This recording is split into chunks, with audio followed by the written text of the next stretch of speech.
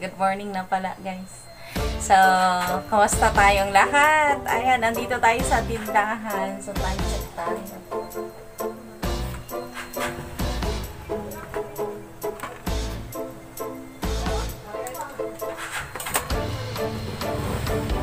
Time check.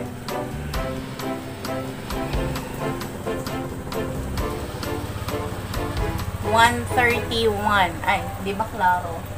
1:31 AM na, guys. So, dito tayo sa tindahan. So, duty tayo. Tahimik yung tindahan always pag maulan. So, maulan this hapon ata. Start hapon. Ngayong gabi. So, ano siya, parang konting ulan. Pero, parang wala na siyang ulan ngayon. Or taligsik na lang. Konting ulan na lang, guys. So, ano siya, medyo tahimik yung tindahan natin. Ayan. So, tomorrow is Thursday. So, tomorrow, kailangan natin makapag-ipon. Kasi, tomorrow is grocery. Kasi, ginamit ko yung ilista ko. So, Ayun, wala kong 3/4 na mga 57. 3/4. Hala, naubusan na dyan. Isa lang lang. Wala na dyan. Wala ka nabas? Naubusan na. Wala sa'yo muna pag magulikan na lang sa 4. Mao. 3/4 lang? Oo. Sige, tagaan na lang tika. Maugma, mamaning kamo ta, mamalitaan ni bugas.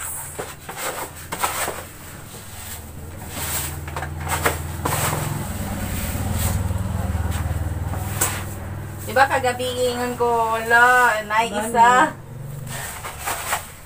Nami kinilo na. Ubos rin siya kadugayan. Parang ang kontra. Wala pa. Nagdaginot. Ano sa'yo tawag gani? Nag-aginod sa cash.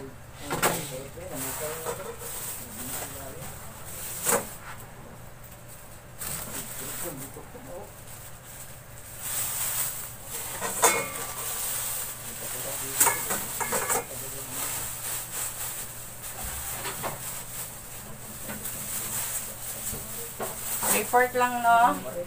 Oh. Para ugma na pamilutuon. Gasyong 42. Mo lang.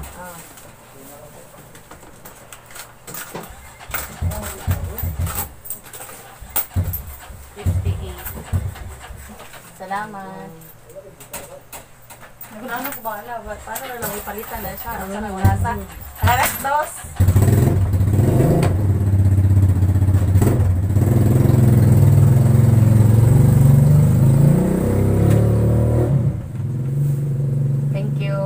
Naubusan tayo ng rice.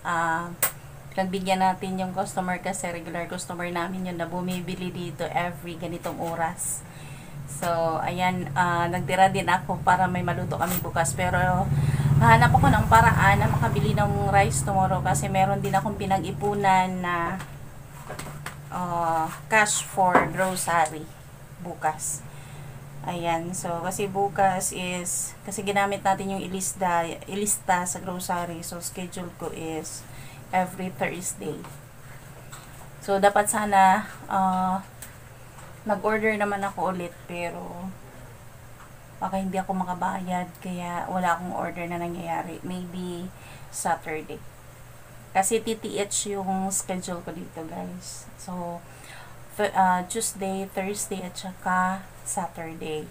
So, yun ang schedule natin. So, ngayon, ayan, wala nang rice. Dati, yung rice ko dito is up to 5 klase na rice. Pero ngayon, talagang yung natira is lutuin na lang namin bukas. So, ayan, ganitong oras nandito pa tayo. So, mag-close tayo again is 4 o'clock. Ayan. So, ngayon, dito tayo sa tindahan. So, thankful kasi medyo merong bumili na sa siomai natin. So, ayan, at saka yung egg. Ayan. So, meron na. So, hopefully, sana makaabot ako sa cash na hinahabol ko. Makaabot ako ng 8,000. Yung babayaran ko bukas, I think 8,300 plus yung babayaran ko bukas. So, sana makaipon po. Kasi pag hindi ka makabayad sa ano, Pila rin este? so ayan, may bumili ng Red Horse pero walang bote. Hindi talaga ako magpalabas ng bote na pag sinabing ano, deposit, no, hindi na talaga kasi kahit magkano pa yan pag lasinggero, ayan, so hindi masauli, even ano, may deposit yung mga bote, hindi sinasauli, kaya yun, kaya isang rules, no bote, hindi pwede tayo magpabili, hindi tayo pwede magpabili ng tawag nito, ng mga drinks, yan, especially sa may Red Horse. Kasi pag lasinggero talaga hindi na masauli. Diyos mayo, talaga. Problema yan sa bote.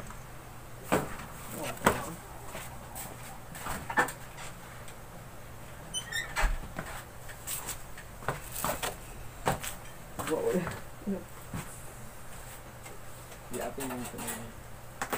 Pila ka natin? 120. Ay, ayos te. Naa. Lo, Diyos mayo. Ayaw gubog-gubugi tawon siya na mabuak.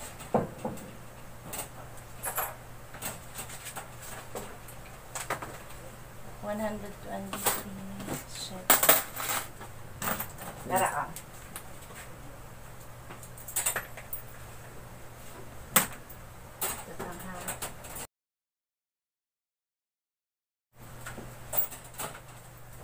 Salamat.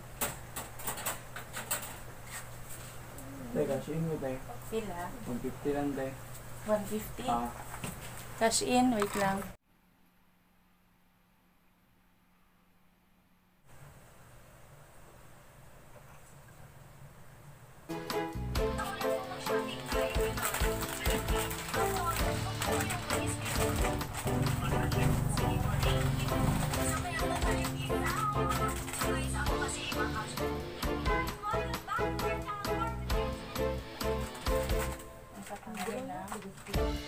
Ha? Ha?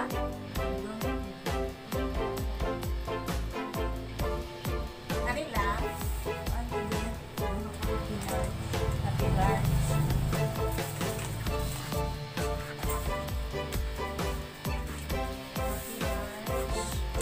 Pao lang. Small yan.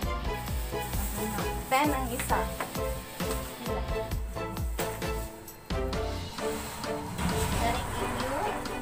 Honey?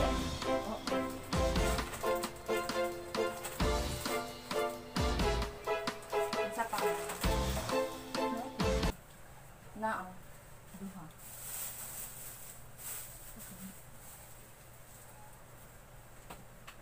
Dua ka parisan, isa ka prayer.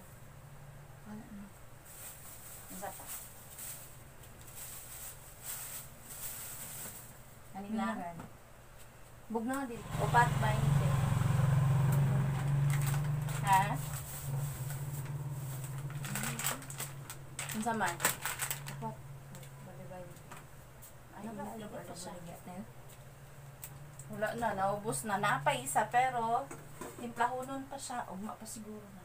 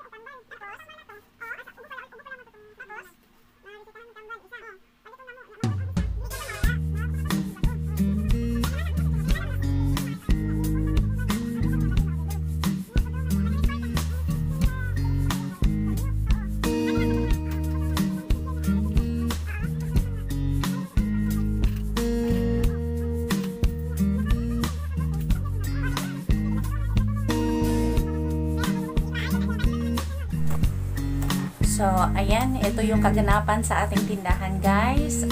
Ganitong oras, so meron talagang bumibili. So, compare pag daytime, so mas medyo meron talagang bumibili pag gabi. Pag araw, kasi ang daming mga tindahan, so ilan lang yung pumupunta sa tindahan, lalo na konti na lang yung stock, so marami nang walang stocks dito sa akin. So, very sellable sa akin yung paggabi is yung mga inumin, mga Red Horse, ganyan, yung mga alak, ganyan, and then pagkatapos yung cash in at saka cash out. So hindi na tayo masyado sa cash in and cash out, kasi yun na nga, nagka-problema na tayo sa ating tindahan, hindi kagaya noon, one day sa isang tao lang, so 3 times or 4 times siya magbabalik-balik dito in one day. So, ang pinakababa na pinapakash in dito is 3,000 plus or 3,000. But ngayon, nasa hundreds na lang tayo. Ayan. So, 300, 200, ganyan, bababa is 10 pesos. So, 15, 300, up to 500, ganyan. Then, sa 1,000 is 25 pesos. So, yun ang charges dito pag magpa-cash in at saka cash out. So, ito yung tindahan natin, gaganapan natin paggabi. At saka meron tayong siomai, at saka meron tayong bird cake. So, thank you so much, guys. Hanggang dito na lang siguro. Ito yung vlog natin for today, for this night. Tonight, morning na, guys. So, na tayo, Webes, Thursday. So, titingnan natin mamaya kung makabayad tayo. Sana po makabayad, kasi ang hirap talaga pag hindi makabayad, kasi kailangan mag-online payment tayo. So, kung mag-Gcash o magpakasin tayo, may charges. And then, pag magbayad sa kanila, meron namang add-on. So, ang laki-laking mawala kasi ilista. So, ibig sabihin, may processing fee na 3.5.